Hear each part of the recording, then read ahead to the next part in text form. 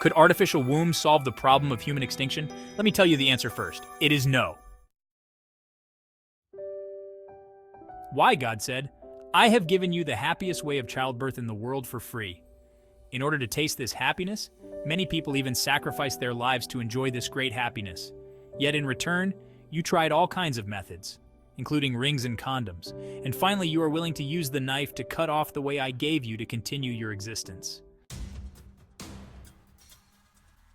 You can't even afford a Catwoman robot worth hundreds of thousands. So who would spend millions to upgrade to a queen version with a uterus? Men who commit evil will not deserve to live.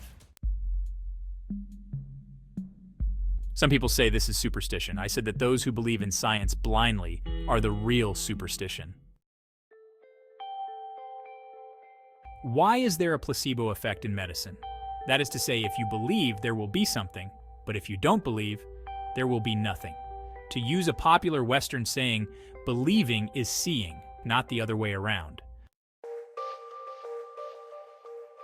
What the young man from Hunan saw at the wedding ceremony, his grandma who passed away, turned into a butterfly, and the rain when Daolong asked to borrow an umbrella, all those proved what Laozi said. All things are born from existence, and existence is born from nothingness.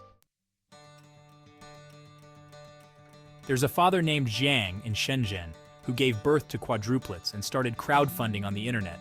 Instead of encouragement, he received a lot of curses. I said he is trying to raise the next generation to protect your home, also called the motherland. Why? Because we recently had a conflict with India in the Pangong Lake area. Since China and India are both major civilized countries, we have agreed not to use firearms and rely entirely on manpower.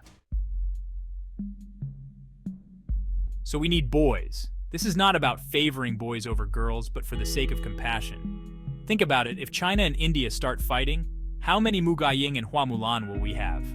Most of us probably have to rely on Yue Fei and Li Guang. Due to the decline in our country's birth rate, India has now become the most populous country in the world.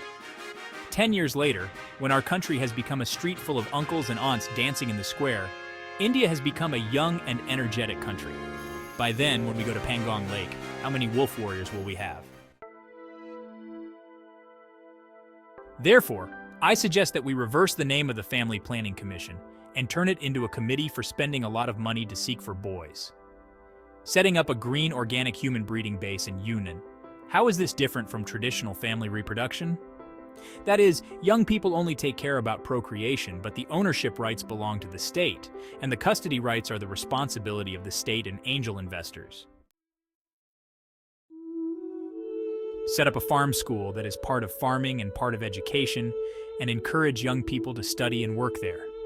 In an environment where they eat, live, and work together, they will naturally fall in love, and then they can get together and have children.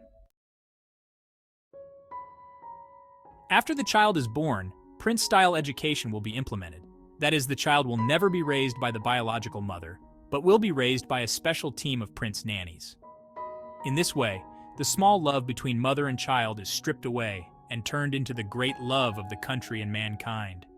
In this way, we humans can have hope to continue to survive in a world overrun by Catwoman robots. To be or not to be, this is a big question related to the survival of mankind. What is your answer?